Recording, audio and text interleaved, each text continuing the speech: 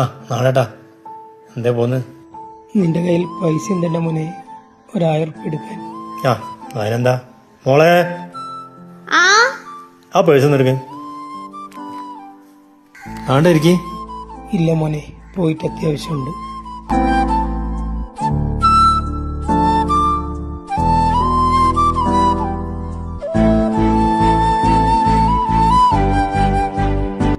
ശരി മോനെ. ശരി എന്നാൽ. എന്തിനാച്ച ചോദിക്കുന്നവർക്കൊക്കെ ഇങ്ങനെ പൈസ എടുത്തു കൊടുക്കുന്നേ?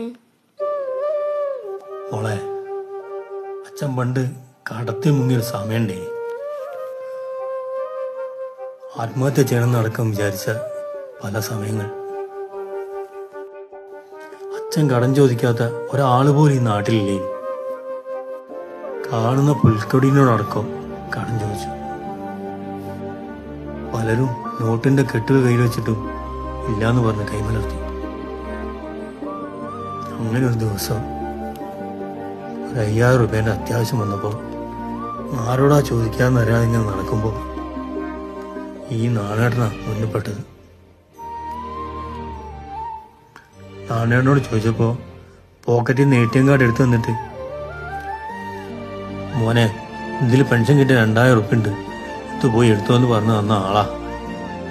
പൈസ പെട്ടിയിൽ വെച്ചിരുന്നാല് അതിന് കടലാസിന്റെ വില ഉണ്ടാവുള്ളൂ. അത് ഇത്ര ആളുകൾക്ക് ഉപകരിച്ചാല് പൈസക്ക് പൈസന്റെ വില ഉണ്ടാവുള്ളൂ. മനസ്സിലായോ?